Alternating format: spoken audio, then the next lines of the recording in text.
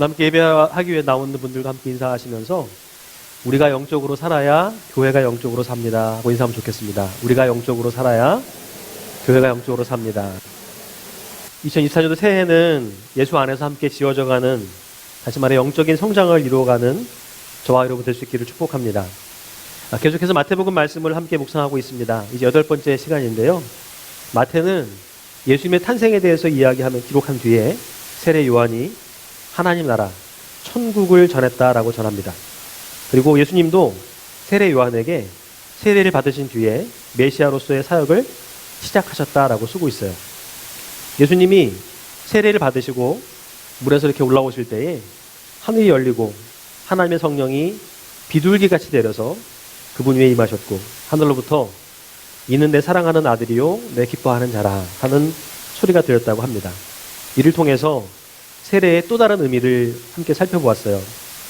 세례라고 하는 것, 자기를 부인하고 내가 이제는 영적인 질서에 순종합니다 라고 고백하면서 십자가를 지는 것이다 라고 말씀을 드렸습니다. 교회에서 세례를 받으라고 하는 이유는 교인 수 하나 더 늘리려고 하는 것도 아니고요. 그거 물 부어서 그 사람 다시금 이렇게 새롭게 하려고 하는 것이 아니라 내가 이제 영적인 질서에 순종합니다 라고 고백하면서 자기에게 맡겨진 십자가를 지도록 하기 위한 것입니다. 다시 말해 자기를 부인하도록 만드는 것이라는 것이죠. 여러분, 우리는 구원은 믿음으로 얻습니다. 예수 그리스도께서 나를 위해서 피 흘려 죽으셨다는 것을, 그렇게 나를 대신해서 십자가에 달리셨다는 것을 믿으면 우리는 구원을 얻게 됩니다. 그러나 구원받은 것으로 만족해서는 안 됩니다. 구원받으셨다면 이제는 자라가야 한다는 것입니다. 이것을 기독교에서는 성화라고 부릅니다. 성화. 거룩하게 됨이란 뜻이죠. 성화란 한마디로 신앙의 성장이라고 할 수 있습니다. 자라가지 않으면, 우리 신앙이 점점점 자라가지 않으면 그것은 결국 죽은 것과 마찬가지라는 것입니다. 마태는 우리의 신앙이 세례와 광야를 통해서 자라갈 수 있다라고 전하고 있습니다. 예수님의 구원 사역에 대해 전하면서 예수님이 세례를 받으셨다고 하는 것과 세례를 받으신 후에 광야로 나가셔서 마귀에게 시험 받으신 이야기를 전하고 있어요. 성경에 따르게 되면 우리의 신앙은요, 세례를 통해 성장하게 됩니다. 그러므로 아직 세례받지 않으신 분들이 계시다고 한다면 금년에는 꼭 세례를 받으시라고 다시 한번 부탁드리고 싶습니다. 저를 위해서도 아니고 교회를 위해서도 아니에요. 여러분들의 성장을 위해서 꼭 필요한 과정이기 때문입니다. 영적인 성장의 과정에서 우리는 또 광야를 거쳐야만 됩니다. 광야는 내 힘으로 할 수 있는 것이 아무것도 없는 곳, 그래서 하나님께 순종하는 법을 배우는 곳이기도 하고요. 또 하나님의 은혜를 공급받는 곳이기도 합니다. 거기서 우리는 실패를 경험하기도 하고 승리를 경험하기도 해요. 예수님도 광야에서 3가지 시험 받으셨다고 합니다. 지난주에 함께 묵상했던 말씀이죠. 첫 번째 시험은요, 내가 만일 하나님의 아들이거든 명하여 이 돌들로 떡덩이가 되게 하라 라고 하는 것이었습니다. 40일을 금식하신 뒤에였기 때문에 예수님은 무척이나 육체적인 배고픔을 느끼셨을 것입니다. 마귀는요, 바로 이런 약점을 파고들었어요. 육신의 필요와 욕망이 호소합니다. 하지만 육신의 욕망과 필요를 따라 살 것이냐, 영의 질서를 따라 살 것이냐를 두고 예수님은 우리의 인생은 떡으로 행복해지지 않는다라는 사실을 분명하게 가르쳐 주십니다. 우리 인생은 먹는 걸로 해결되는 게 아니야. 입는 걸로 해결되는 게 아니야. 이 땅에서 누리는 걸로 해결되는 게 아니야. 이렇게 말씀하십니다. 두 번째 시험은요, 네가 만일 하나님의 아들이거든 뛰어내리라 하는 것이었습니다. 그리고 마귀는 이 말을 뒤에 덧붙입니다. 기록되었으되 그가 너를 위하여 그의 사자들을 명하시리니 그들이 손으로 너를 받들어 발이 돌에 부딪히지 않게 하리로다. 이렇게 하면 당신도 영웅이 될 수 있어. 한번 해봐. 당신도 히어로가 될 수 있다니까. 한번 해봐. 마귀는 이렇게 세상의 요구와 흐름에 따라 사는 것과 하나님의 뜻을 따라 사는 것을 두고 예수님을 유혹하기 시작합니다. 오래전에 아담과 하와에게도 비슷한 유혹을 했었어요. 그때는 뭐라고 했냐면, 너도 하나님처럼 될 수 있어. 한번 먹어봐. 너도 하나님이 될 수 있다니까? 한번 먹어봐. 예수님은 하나님을 시험하지 말라라고 말씀하시면서 신앙은 기적이 일어나지 않아도 하나님을 믿는 것이다 라고 가르쳐 주십니다. 여러분, 신앙이라는 건요, 그런 것 같아요.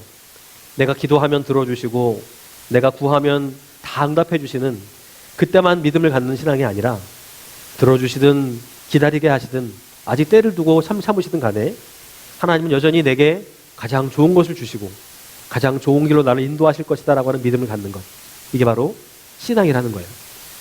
여러분, 하나님은 오늘도 여러분들이 향한 특별한 계획을 가지고 계시고요, 그 계획을 이루시기 위해서 우리를 가장 좋은 곳으로 가장 좋은 길로 인도하고 계십니다.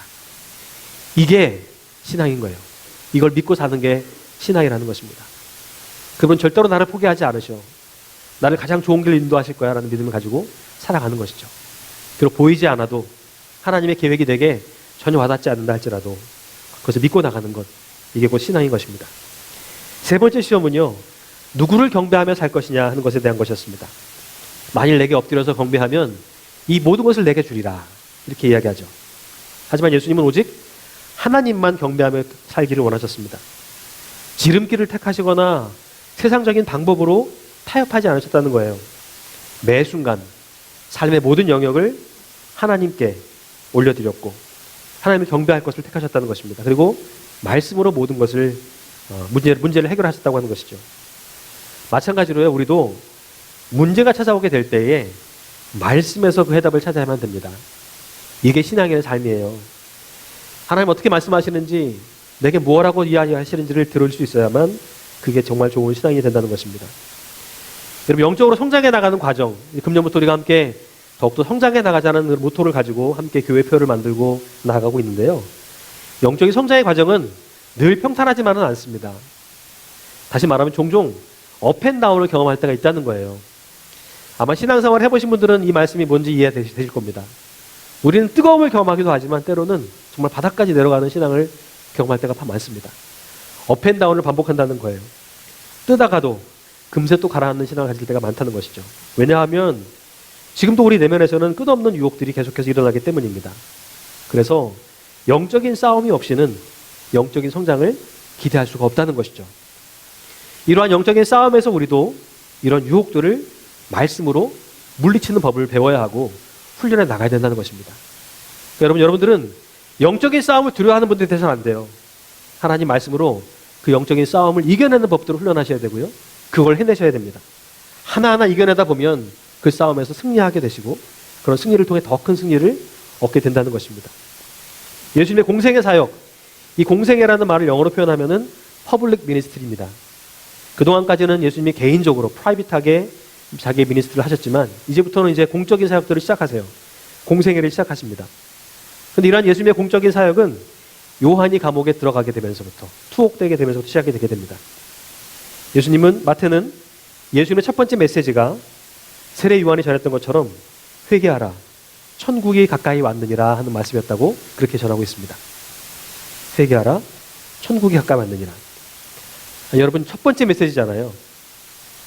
기왕이면은 사람들에게 복을 빌어주는 게 훨씬 더 낫지 않을까요? 어떻게 생각하세요? 처음 만나서 첫 사역을 시작하는데 그들에게 복을 이야기하면 훨씬 더 귀를 기울일 것이고 잘 쫑긋해서 들을 텐데, 예수는 복을 말씀하지 않으시고요, 제일 먼저 묵직하게 회개를 이야기하십니다. 여기 아주 중요한 영적인 원리가 담겨져 있어요. 죄의 문제가 해결되지 못하면 우리는 절대로 행복할 수가 없다는 것입니다. 다음 장에 보게 되면 실제로 예수님은요, 복에 대한 말씀을 해주세요. 팔복의 말씀, 여러분 잘 아는 말씀이죠? 그 말씀이 바로 뒤에 이어집니다. 그렇다면 순서를 좀 바꿔서 복에 대한 얘기를 먼저 하셔도 되잖아요. 그런데 예수님은 왜 복에 대한 말씀을 하시기 전에 먼저 회개를 말씀하고 계시는 걸까요? 이유는 딱 하나입니다. 죄의 문제가 해결되지 못하면 우리는 절대로 행복할 수가 없기 때문에 그래요. 죄의 문제가 해결되어야 우리가 잃어버린 행복을 되찾을 수가 있고 하나님의 형상을 회복할 수가 있기 때문입니다. 여러분, 여기서 말하는 죄가 무엇인지를 분명히 아셔야 돼요. 죄는 도덕적이고 윤리적인 죄를 이야기하는 것이 아닙니다. 여기서 말하는 죄는 하나님을 떠나 있는 상태를 말하는 거예요. 하나님 없이 살아가는 삶, 하나님에게부터 멀어지는 삶, 이게 바로 죄다라고 말씀하고 있다는 것입니다. 하나님을 떠나 있는데 어떻게 하나님 다스림을 받을 수 있겠습니까? 어떻게 그분의 다스림 아래 머물 수 있겠어요? 하나님을 떠나 있는데 어떻게 하나님 내게 주신 복을 받을 수 있겠습니까? 하나님께로 돌아가지 않으면 불가능하다는 것입니다. 이런 점에서 죄라고 하는 것은 하나님과 떨어진 상태를 의미하는 것이고, 회개란 다시금 하나님께로 돌아가는 것을 의미하는 것이죠. 회개라는 말은 후회라는 말과는 다른 것입니다. 후회는 과거의 잘못을 마음 아파하는 것이고요. 회개는 다시금 내가 새로운 주인에게 충성을 다짐하는 것입니다. 하나님께 돌아가는 거예요. 후회는 마음으로 누려주는 것이고, 회개는 몸을 돌이켜 나가는 것입니다. 엄밀히 말하면 방향을 돌려서 되돌아가는 것이죠. 악을 떠나서 하나님을 향하는 것, 이게 바로 회개라는 말의 의미입니다. 예수님은요, 제일 먼저 이 회개, 돌이킴을 말씀하셨습니다. 삶의 방향을 바꾸지 않으면, 지금까지 행실을 완전히 청산하지 않으면 안 된다고 말씀하고 계세요. 그러므로 예수 안에서 함께 지어져 가기를 결단하고 영적인 성장의 길로 발걸음을 내딛는 여러분, 나는 어떤 삶의 부분을, 어떤 부분을 하나님께로 돌이켜야 되는지, 또 내가 청산해야 될 행실은 과연 무엇인지를 먼저 생각해 보아야 된다는 것입니다. 우리가 생각하는 회개는 보통 이렇죠. 하나님 잘못했어요, 용서해 주세요. 그러나 이건 회개가 아니에요. 하나님 잘못했습니다, 용서해 주세요. 그리고 발걸음을 돌이키는 것입니다. 다른 길을 가는 거예요. 다시 원래 하나님 원하시는 길을 가는 것, 그게 진짜 회개라는 말의 의미라는 것입니다. 그래야 하나님의 은혜를 경험할 수가 있고 하나님의 다스림 안에 머물 수 있다고 예수님 말씀하고 계세요. 하나님의 나라는 회개하는 사람들에게만 주어지기 때문입니다. 여러분, 회개하라 천국이 가까이 왔느니라 하는 말씀에서 천국이라는 말은 하나님 나라를 의미하는 말입니다. 히브리 사람들은 이 하나님의 나라를요, 하나님이 거하시는 곳, 하늘이라고 생각했습니다. 그러니까 성경에 전하고 있는 천국은 어떤 특별한 장소나 공간을 의미하지 않는다고 하는 것이죠. 단순하게 죽으면 가는 그런 곳은 더더욱 아니라는 것입니다. 천국, 하나님의 나라는 하나님이 거하시고 임재하시고 하나님의 통치, 다스리심이 인정되는 그런 곳입니다. 성경을 보면 하나님은 다른 신들과 같이 인간과 동떨어진 곳에서 머물지 않으셨습니다. 항상 이스라엘과 함께 걸으시고 함께 머무시고 함께 주무셨어요. 기독교에서요, 거룩한 장소로 알려진 곳은 모두 다 그 자체의 거룩함 때문이 아니라 그곳에서 하나님의 행하신 일 때문에 거룩해졌습니다. 장소 자체보다는 거기에서 일어난 사건이 더 중요하게 사건을 보고 있다는 것입니다. 기독교라는 종교는 여러분, 하나님이 이 땅의 어느 한 공간에서 인간과 만남을 이야기하고 있습니다. 기독교는 만남의 종교예요. 만남의 종교. 야곱이 꿈을 꾸었던 장소가 어딘지 아십니까? 혹시 아세요? 야곱이 꿈을 꾼 장소. 성경 퀴즈들을 또 한번 열어야 되겠군요. 베델입니다. 야곱이 꿈을 꾼 장소는 베델이에요. 근데 베델은요, 실제로 그렇게 거룩한 곳이 되지 못합니다. 평범한 곳이에요. 한적한 곳입니다.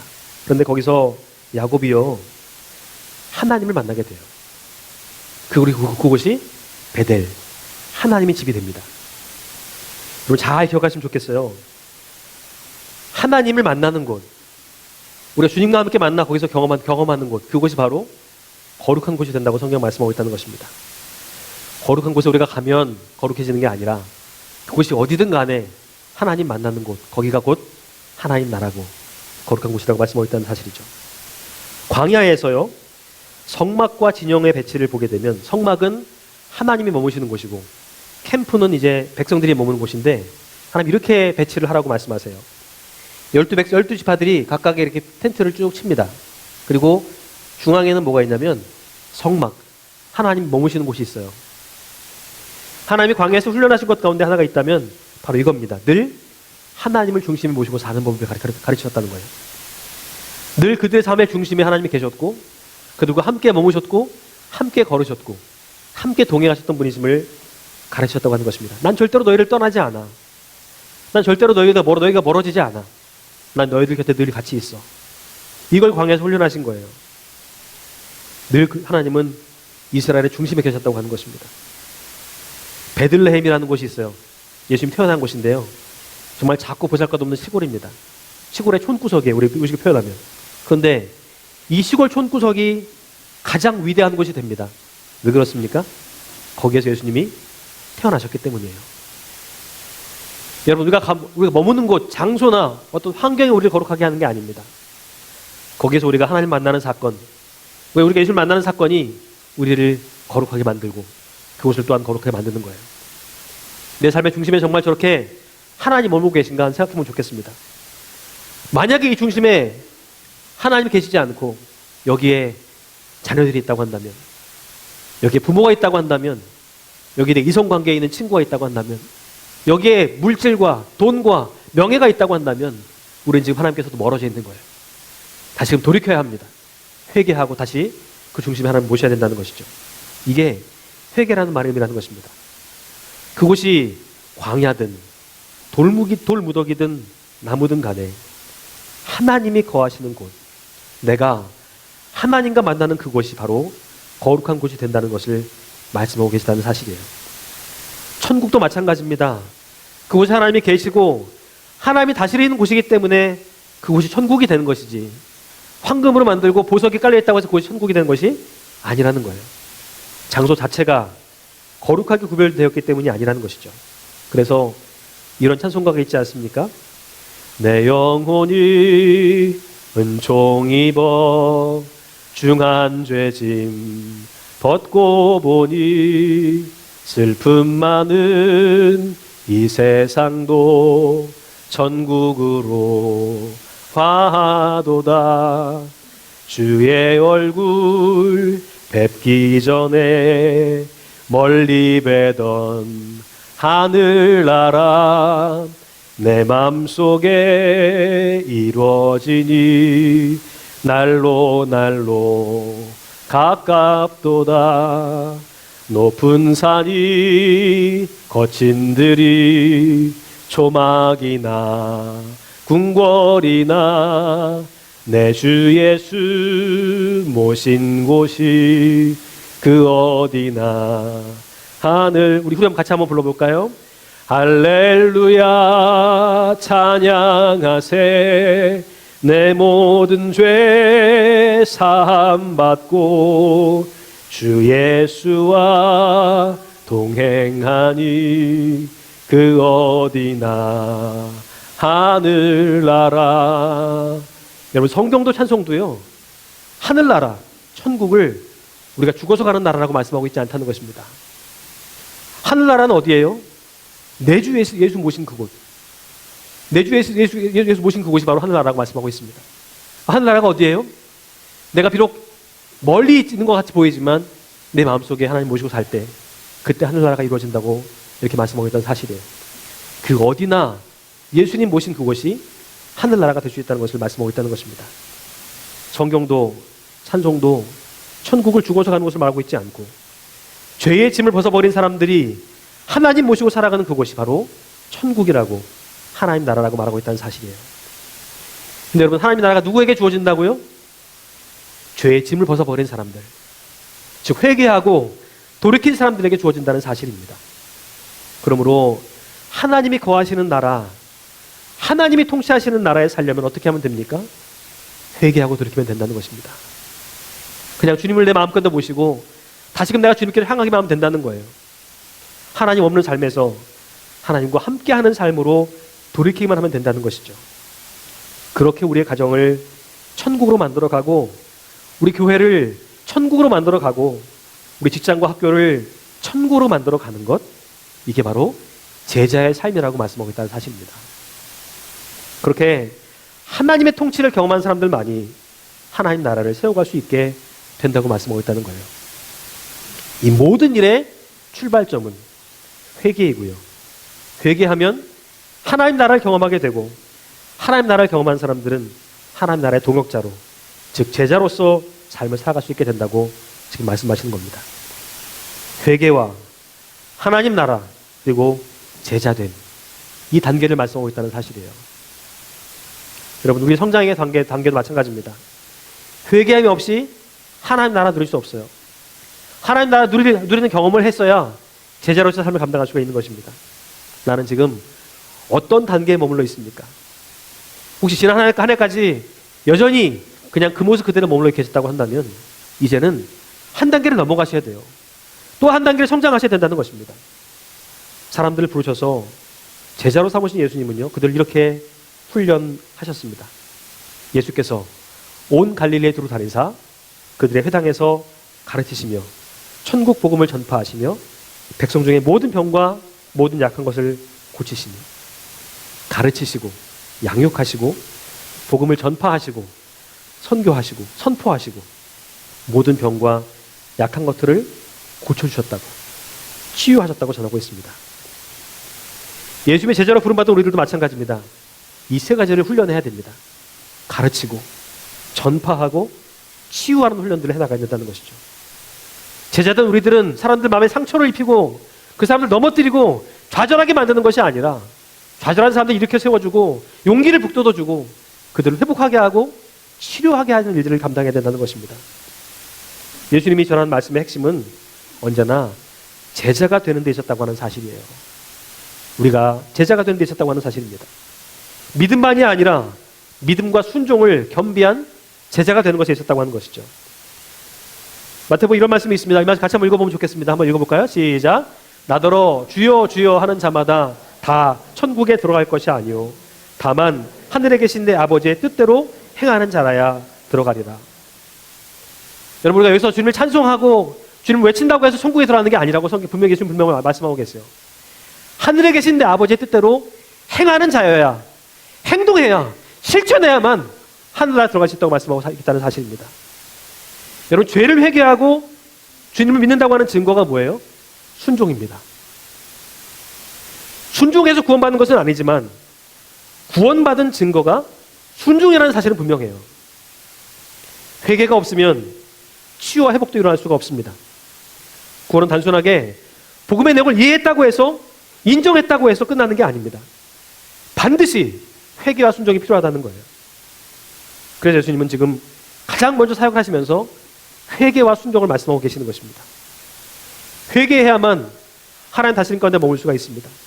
그리고 하나님의 다스리심을 경험해야만, 그 가운데 내가 머물러 있어야만 우리는 순종할 수밖에 없게 되는 거예요. 순종이 안 되는 진짜 이유는 아직 우리가 온전하게 회개하지 못했기 때문이라는 것입니다. 왜 내 중심에, 삶의 중심에 하나님 모시지 못합니까? 더 중요한 게 있는데, 그보다 더 중요한 게 있는데 그걸 내려놓지 못하기 때문이에요. 그걸 순종하지 못하기 때문입니다. 온전히 회개하지 못했기 때문에 하나님께 나가지 못한다는 것이죠. 여러분, 순서를 잘 기억하셔야 됩니다. 회개해야 하나님 나라가 경험되고 하나님 나라를 경험할 수 있어야만 우린 진짜 제자가 되는 거예요. 순종할 수 있다는 것입니다. 이번 주부터 여러분 주중 모임이 시작됩니다. 말씀을 듣고 서로 나누다 보면 회개하는 마음을 주시기도 해요. 그리고 회개하고 돌이키게 될 때에 우리는 하나님의 다스림 안에 머물게 되고 거기에서 치유와 회복을 경험하게 될 것입니다. 참 주일 저녁, 이렇게 주중에 평일날 저녁에 퇴근하고 와서 공부하는 시간들이, 그리고 평일날 낮에 그 좋은 시간에 와서 함께 모여 성경 공부하는 시간들이 아깝고 힘들게 여겨질 수도 있어요. 얼마나 그게 피곤하고 지칠 수 있겠습니까? 그런데 물론 지칠 수도 있어요. 피곤할 수도 있습니다. 그러나 그 시간들이 아니라면 우리가 정말 하나님께 다시 돌아갈 수 있는 시간들이, 돌이킬 수 있는 시간들은 없다는 것을 꼭 기억하시면 좋겠습니다. 이게 하나님이 일하시는 방법이에요. 여러분, 할 수 있는 대로 참여해 보십시오. 배우지 않고서는요 절대로 가르칠 수 없습니다. 가르치지 않고서는 절대로 지키게 갈 수가 없어요. 또다시 우리에게 새로운 한 주간이 열리게 됩니다. 날씨도 이런 좀 더 풀린다고 하니까 참 기대가 돼요. 이번 주간에는 여러분들이 가는 곳마다, 머무는 곳마다 하나님 나라가 만들어지고 하나님 나라가 경험될 수 있기를 주님의 이름으로 축복합니다. 다른 데서 하나님 나라 찾지 마시고요, 죽어서 내가 하나님 나라 가야지 생각하지 마시고, 여러분 가정에서, 지금 여러분의 교회 안에서, 지금 여러분의 직장과 학교 안에서 하나님 나라를 만들어 가셔야 돼요. 거기서 하나님 만나지 못하면 우린 죽어서도 못 만나는 겁니다. 이 땅에서도 못 만나면서 어떻게 죽어서 만날 수가 있겠어요? 지금 오늘 우리에게 도전하신 말씀을 기억하시면서, 주님, 내가 이제 최선을 다해서 성실하게 다시금 성장해 나가기 원합니다. 내가 정말 다시 한번 주님 믿음 가지고 나가기 원합니다 하는 마음으로 함께 좀 나가신 한 주간 되면 좋겠습니다. 그렇게 살아가게 될 때 하나님이 정말 여러분 삶 가운데 하늘나라를 허락해 주실 것입니다.